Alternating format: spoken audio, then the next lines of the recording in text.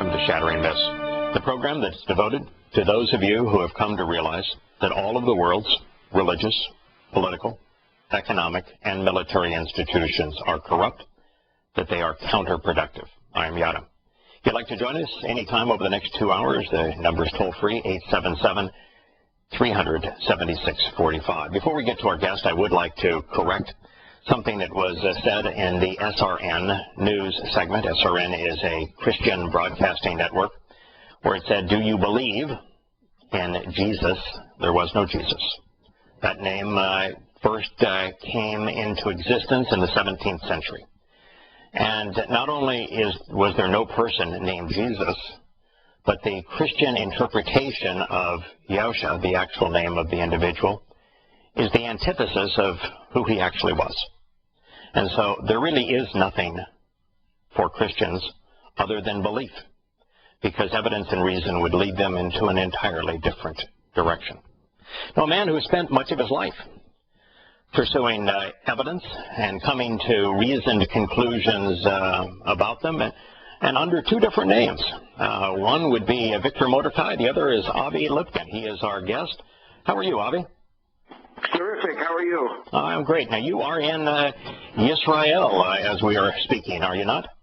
I'm in Jerusalem, correct. Oh, well, the most wonderful of all cities. A city, though, that has a few scars on it, like the dome of the Hoofy print in the middle of it is probably my least favorite building in the world.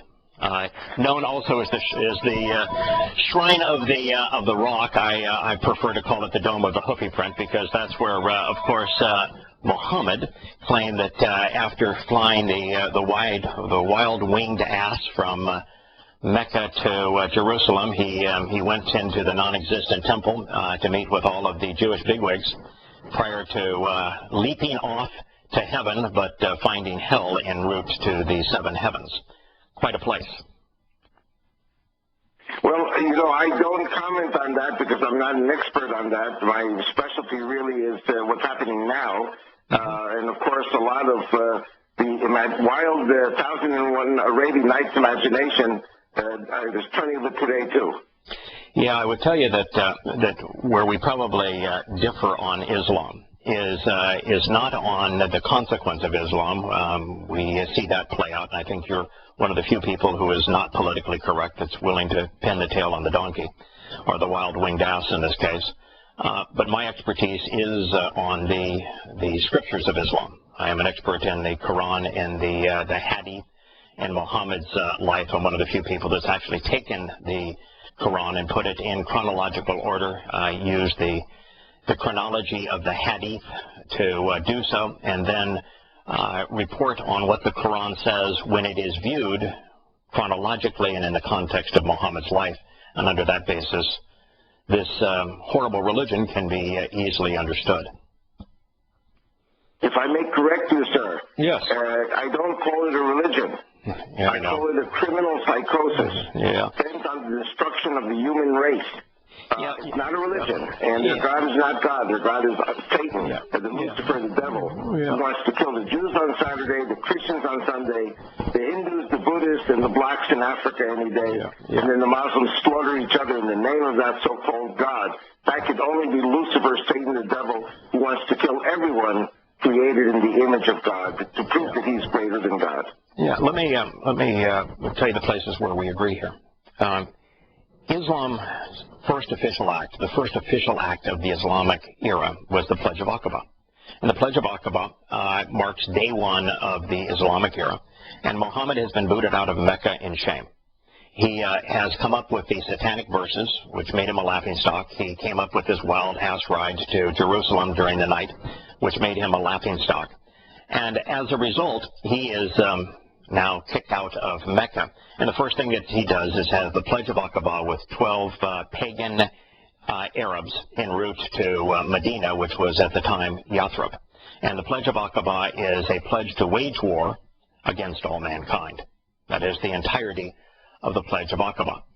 Now, the first official act of the Islamic era was called the Battle of Badr, but it's not a battle at all. And with the Quran and Hadith, the 8th surah of the Quran is devoted entirely to the Battle of Badr. It says, as well as the Hadith, that Muhammad went there for the express purpose of robbing a civilian caravan. So when you speak of Islam as a criminal enterprise, that's exactly what it is. It was born out of a lust by Muhammad to rob the wealth of others. And so it is, in fact, a criminal enterprise, first and foremost. So in those things, you are correct. Now, we would differ on religion, in that I am anti-religious, and you view religions favorably, but we certainly agree that Islam is a criminal enterprise, and the Islamic scriptures bear that out. Now, the second thing we agree on, Avi, is that Allah was modeled after Satan. Satan is a Hebrew word, means the adversary. And when you read the Quran and Hadith, there is no question whatsoever that Muhammad, by his own admission, was demon-possessed, and he modeled his God after Satan. Okay, well, if you want me to answer that, I will say that Islam is based on revelations that Muhammad received from the genies. You know what the genies are? The jinns.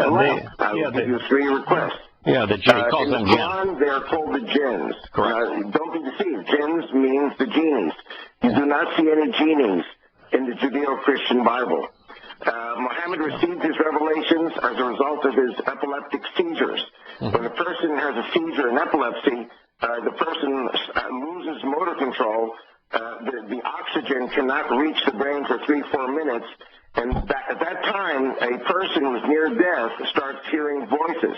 The word in Greek for a voice is a demon, or in Greek, daemon, D-E-M-O-N.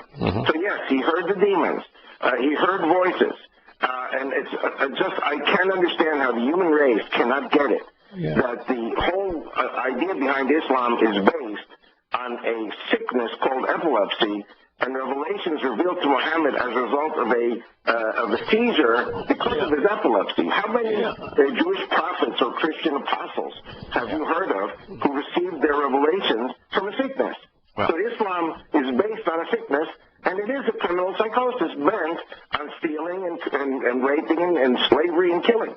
It is fairly easy to come to the conclusion, based upon the hadith that explain the nature of Muhammad's revelations and how he received them and how his body was racked with tremors when he received them, to come to the conclusion that he had epilepsy. And I wouldn't deny the fact that that is highly likely. But rather than surmise that and base it on the disease, what I do instead is say Muhammad had tremendous character flaws. He was a rapist. He was a pedophile. He was a mass murderer. He was an avowed liar by his own admission. He was a kidnapper. He was involved in the slave trade. There is probably no one in human history who was as depraved as Muhammad. And I see all of his revelations as situational scriptures, all given for the express purpose to satiate his lust for sex, power, and money. He made them all up. Every one of them. And the only ones that have a touch of credibility, Avi, are the ones where rabbis in Yathrib, and the Quran makes this really clear, sold Muhammad Talmud readings. And then Muhammad, who did not have a very good memory, botched them, and then he twisted them to serve his own personal interests. And so the little bit of the Quran that has some credibility is just because he bastardized, plagiarized, and twisted Talmud readings. There's nothing really more to it than that. It's the dumbest book ever written. Okay, I got a gem for you. Okay. When President Obama visited Cairo in 2009, in January 2009, right after his inauguration, he went to the American University in Cairo, and he got up and he made a speech.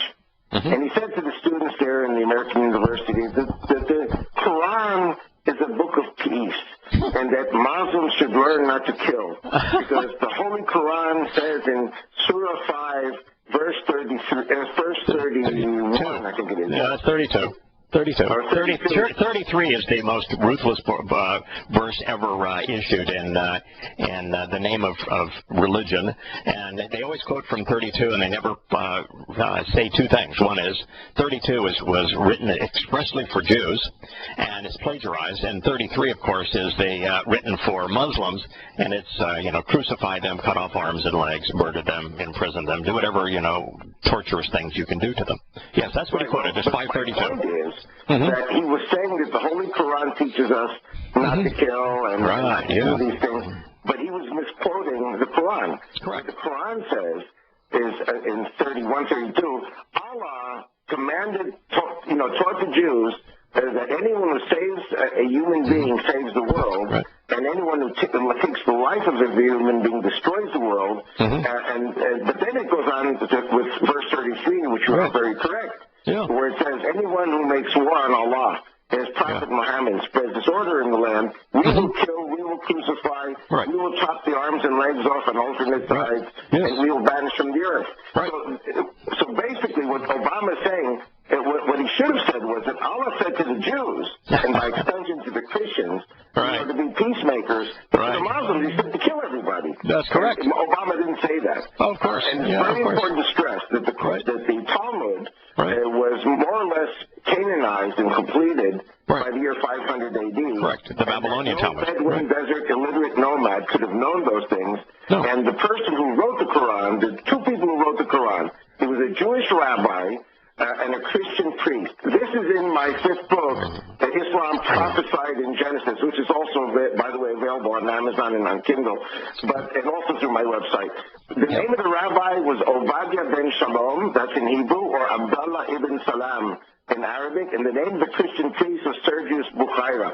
This priest and this rabbi were kidnapped, put into a dungeon, and forced to write the so-called holy book known as the Quran. But the rabbi and the priest put in codes into the Quran, proving that this was a false book. It wasn't even a plagiarism. The Quran is a practical joke written by a rabbi and a priest. And these Muslim, these early Muslim Bedouin warriors were fantastic murderous warriors, but they were illiterate and they were not sophisticated enough to understand that the rabbi and the priest were laughing at them. Well, clearly, we're going to disagree on the authorship of the Quran, but the fact of the matter is that what little in it is saying was stolen from rabbis, and the rest of it is gibberish. Back to Shattering Myths, we're having a conversation with Avi Lipkin, also known as Victor Mordecai. If you want to check out Avi's books, and he has been writing on Islam for longer than most of us have, you just Google Avi Lipkin, and it'll take you directly to his site, and then from his site to his books. The first book that you wrote, Avi, according to your site, I'm assuming this would be accurate, was actually published in 1997, which was 4 to 5 years before the rest of us garnered an interest in Islam, and it was titled, Is Fanatic Islam a Global Threat? What caused you to write the book, and do you still hold this modifier of fanatic Islam, or have you come now to recognize that the problem is just Islam, not extremist Islam, but just regular old Islam, the Islam of the Quran, the Hadith, the Islam of Muhammad? Well, firstly, I agree with what you just said, that it's not a question of fanatic, but, I had to have the pretensions to political correctness when I first wrote my book 18 years ago. So I said fanatic Islam, and I was a chicken, and I wrote under the name of Victor Mordecai, which is my pen name. My first 3 books were Victor Mordecai. By the way, I don't blame you for doing that. I actually wrote Prophet of Doom, which I think is today still the most comprehensive presentation of the Islamic scriptures, the 5 books that comprise Islam. I wrote it under my actual name. Now, I do this show under the name Yada, which, as you know, in Hebrew means to know. But, having written it under my own name, I received, last count, about 10,000 death threats. So, it's Muslims don't play very nice. Well, I'm very offended, because I haven't gotten really any of the death threats yet. I don't get no respect. Oh, yeah. I think the reason I got so many death threats was a combination of two things. First, right after 9/11, I flew to Jerusalem. And I met with a number of Knesset members, and the purpose of my trip was I wanted to find out why fundamentalist Muslims, and at the time I didn't know they were fundamentalists, but I wanted to understand why Muslims flew planes into our buildings. I mean, they were shouting Allahu Akbar. I wanted to find out why they did that. I mean, they confessed to the crime. And so I negotiated over the course of 2 weeks with a number of Knesset members, and finally, via the Mossad, was signed a document that said, all right, you seem convinced that this is a right thing to do. Understand that if you do this, the chances are they will kidnap you. We will have no way to get you back. There will be no bargaining, no leverage. But if this is what you want to do, we'll set you up with a meeting. And I met with a number of leaders of Islamic terrorist groups inside of Israel, and interviewed them for my first book, which is called Tea with Terrorists.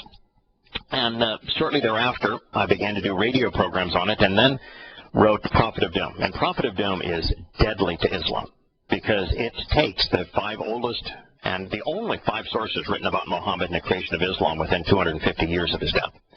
And it takes those 5 sources and weaves them together chronologically to present the Quran in context, and it is devastating.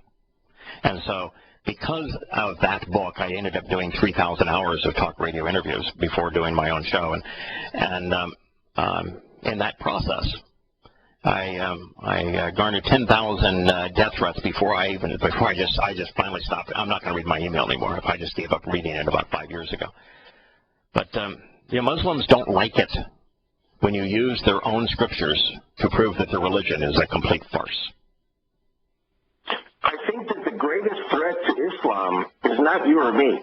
The greatest threat to Islam is Islam. Of course. Islam, as a criminal psychosis, bent on the destruction of the human race, is going to cause the world to shut it down. Yes, it will. And it can't conquer the world, but it can destroy it. 9/11 is nothing compared to what they're promising to do in the next round of 9/11 attacks, of course, which will cost, perhaps, God forbid, millions of lives.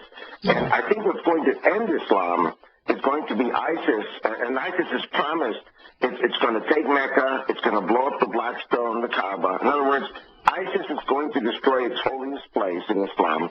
They're going to kill the king of Saudi Arabia and his family, and they're going to blow up the oil wells. And you've heard of the one world government. The one world government is not going to tolerate that. And that's when Islam is going to get shut down. By the way, regarding 9/11, I just wanted to tell you that, until 2001, until 9/11, everyone was criticizing me heavily and saying I was crazy that when I said they're going to blow up the World Trade Center. This was in my first book. And after it happened, everyone was saying Avi's a prophet. I said to them, I'm not a prophet. I just listened to my wife, Rachel. Rachel monitored the Arabic broadcast for years before 9/11, and they were promising that was what they were going to do. Well, now, ISIS is promising, and the FBI confirms this, that they're going to carry out horrible 9/11 type attacks, many attacks on the U.S. And so when that happens, when enough Westerners die, then the West is going to terminate Islam. Yeah. Have you heard of a fellow named Ramzi Youssef? Of course, he was the engineer who created the bomb in 1993. Obby, the best predictor of the future events is almost always past events. And you're correct. You did not have to be a prophet to predict the fall of the World Trade Centers. And the reason I mentioned Ramzi Youssef, a name that, of course, you know quite well, is that he was the first bomber of the World Trade Center. He's the one that organized the bomb that was planted into the parking structure beneath it. But, Ramzi Youssef was not a member of al-Qaeda, and Ramzi Youssef was in the Philippines. Do you know that Ramzi Youssef conceived and wrote down the entire plan for 9/11, right down to who was going to be recruited, how they were going to be managed, how they'd be trained to fly these airplanes, where they would take the airplanes, and what buildings they would fly them into. And not only did he write it down and put it on his computer, but the Philippine government got control of that computer, published what he wrote, and gave it to the FBI. We knew 5 years in advance what they were going to do.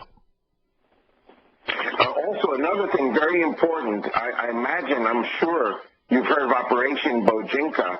And this was Ramzi Youssef's plan in Manila, in the Philippines. Yeah, he even tested it. 12 American civilian airliners, coincidentally. And by the way, can I interrupt you? Let me just interrupt you 1 second. Terry Nichols. Yeah, they trained with Ramzi Youssef before the Oklahoma City bombing. In other words, this was a Saddam Hussein attack, and according to the Department of Justice, have you heard of Dr. Lori Milroy?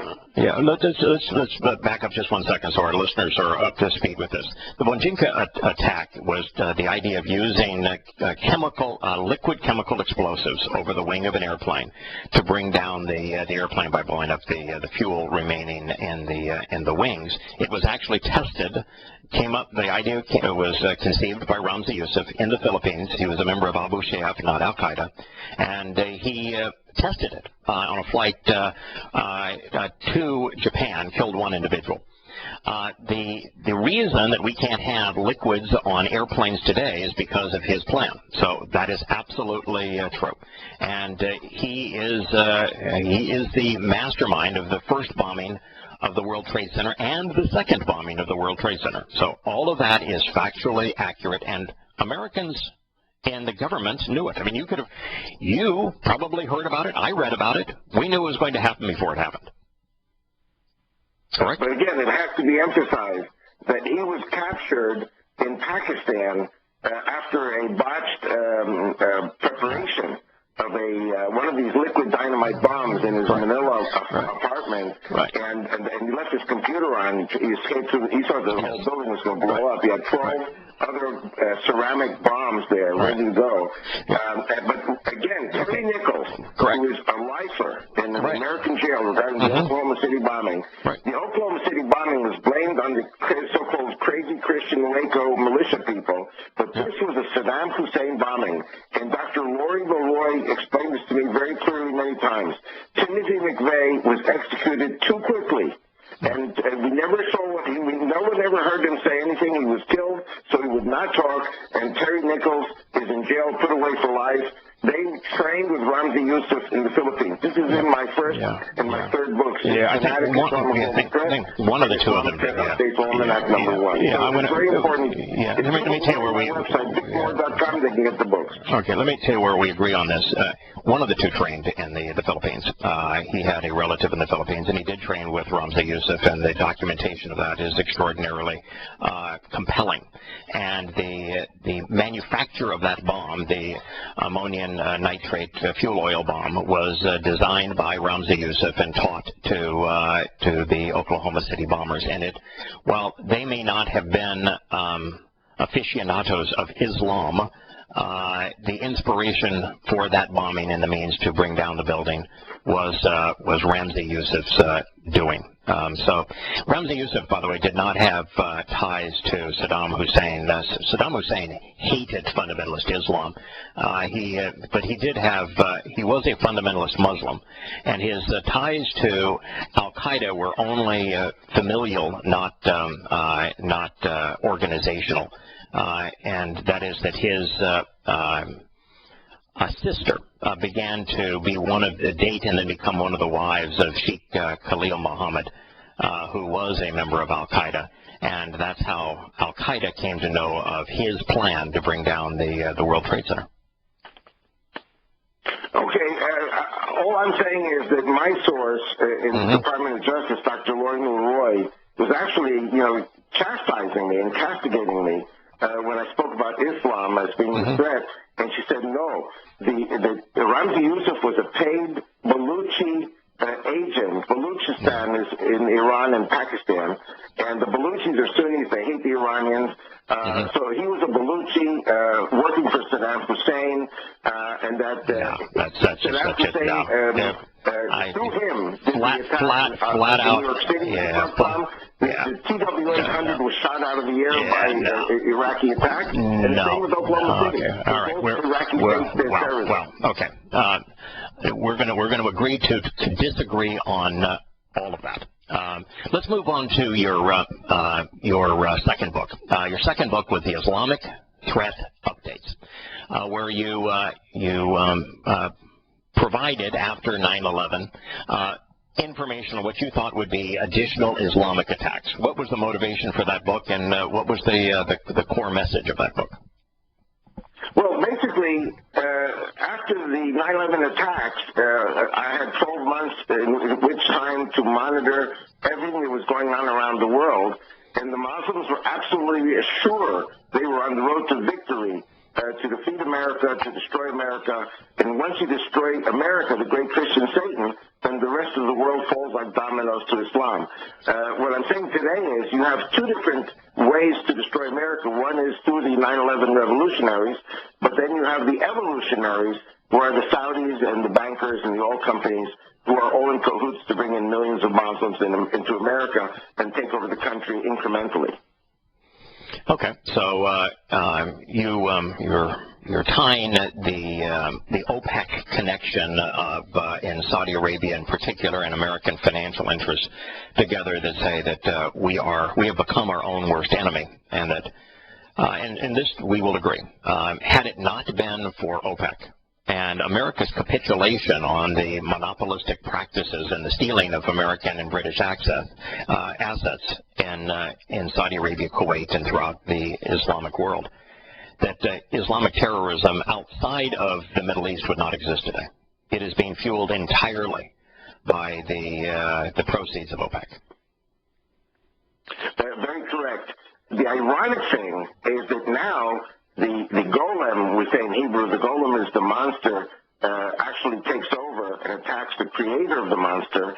Saudi Arabia was the creator of the monster. Now the monster is going to attack Saudi Arabia because the king of Saudi Arabia is considered an infidel, a heretic, and traitor by ISIS for all the philandering behavior of the princes, the drinking, the gambling, the prostitution, as well as 1 million Hindu slaves from India and 1 million Catholic slaves from Philippines working in Saudi Arabia. And finally, collaboration with the one world government economy. And ISIS is saying the way to destroy the West is to blow up the oil wells and terminate any oil exports to the West. That'll starve the world, and in 2 weeks, no oil, no plastic, meaning destruction of the world economy. That's why I'm saying I think that Islam very soon will be banned by the one world government.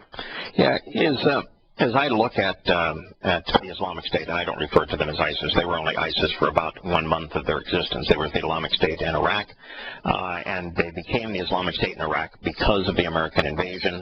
The American invasion empowered Shia Muslims to terrorize Sunni Muslims with American weapons, and they did.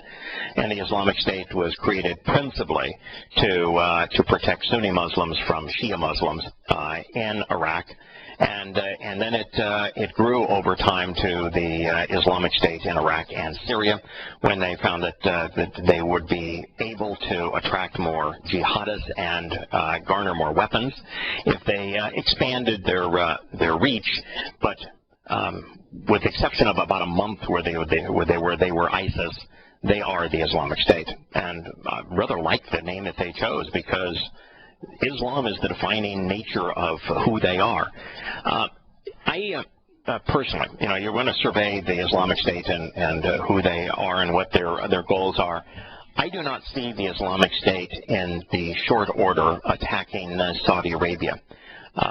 And I think there's reasons for not seeing them do that. I don't think they're going to try to conquer Baghdad or Saudi Arabia. And let me speak to, because I think this is an area where I would really be interested in seeing how you think all this is going to play out. Because when America invaded Iraq, what we did is we started a civil war between Sunnis and Shia Muslims, and we gave Iraq to Iran. And the Sunnis, which outnumber the Shias 4-1 and outgunned them about 25-1, were pummeled, and they responded. And Saudi Arabia in particular saw this as an opportunity to rein in the increased power that America had given to Iran, and began to arm, as did Qatar, the Islamic State. And then when the Islamic State says, hey, the guys supplying us with the arms, they're infidels because of their decadence, now they've created a monster, and they don't know how to deal with that monster. But I don't think the monster at this point has the wherewithal to take down Saudi Arabia or to take down Iran. I think it'd be suicide. Okay, I agree 100% on this with you. My most recent book, my 7th book, came out 2 months ago, and it's called Islamic Rivalry. And it's exactly about this, about Shiites versus the Sunnis. Right. Mm-hmm. And the problem here is that the United States, and this is chapter 1 of the book, the United States has many fallacies. It doesn't really understand what's going on in the Middle East. And, George W. Bush, for whom I have a lot of respect personally, but George W. Bush comes out and says, we're going to bring democracy to Iraq. Democracy means handing over to the majority the power. The majority is the Shiites. Right. So it's not like America. In America, you have Democrats in power, then they fall out of power, Republicans come to power. Then Republicans fall out of favor with the American people, Democrats come back. But power corrupts, and absolute power corrupts absolutely. You cannot have absolute power in the U.S. because the Democrats and the Republicans keep defeating each other every 4 to 8 years. There's a pendulum swinging back and forth. But you don't have that in the Middle East. If you hand over power from the Sunnis, from Saddam Hussein to the Shiites are going to slaughter the Sunnis because the Sunnis slaughter the Shiites. In America, when Democrats and Republicans exchange power, nobody gets killed. It's like a baseball game. Everyone's eating popcorn on Election Day.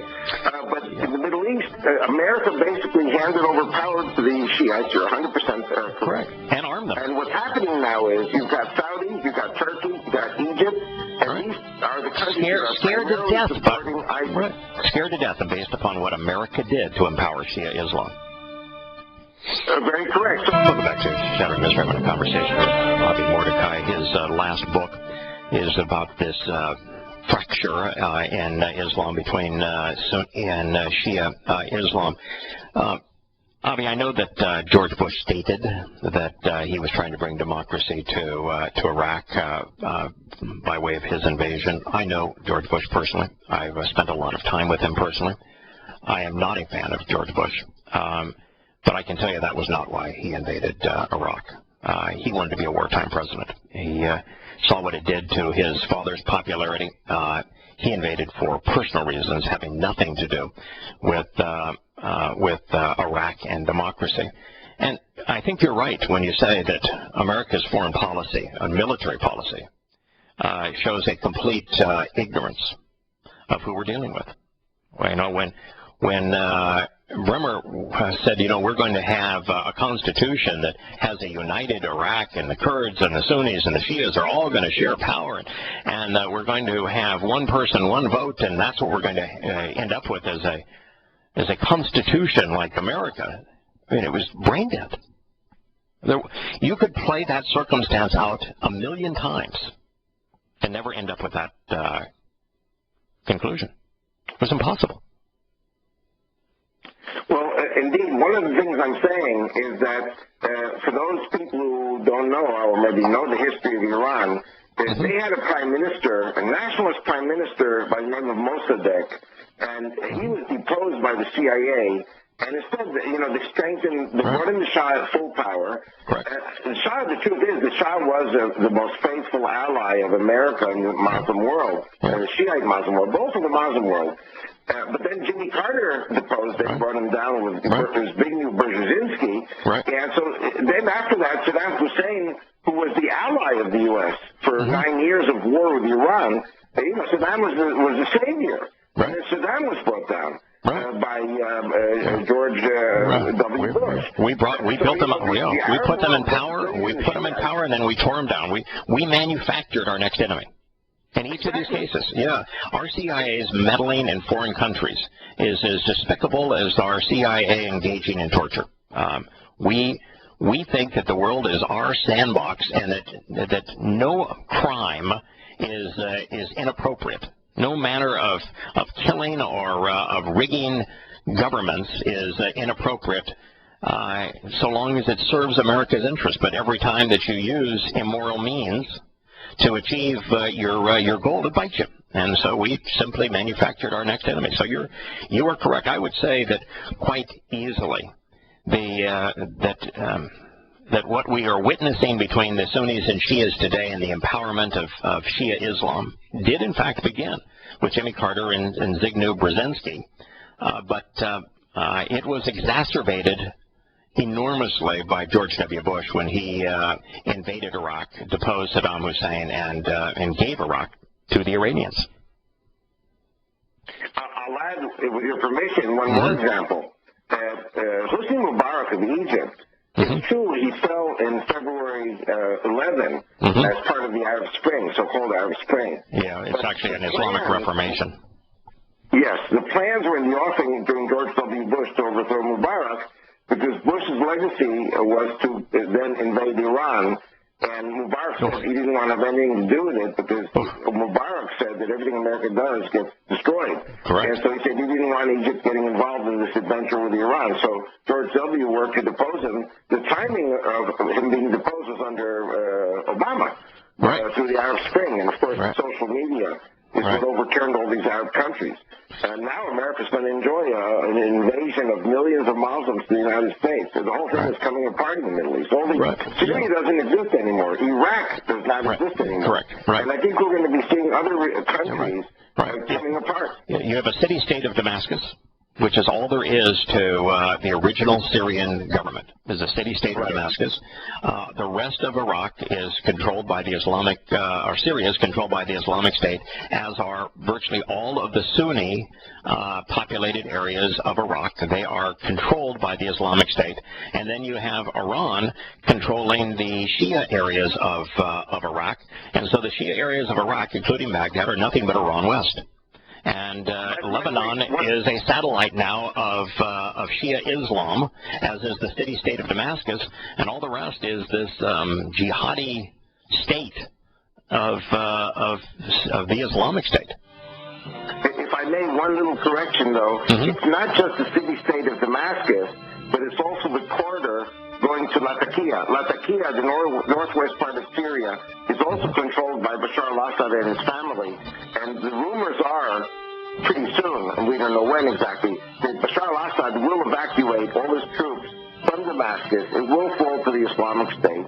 And they're all going to withdraw to the coastal area of northwest Syria. We'll pick this up in a moment.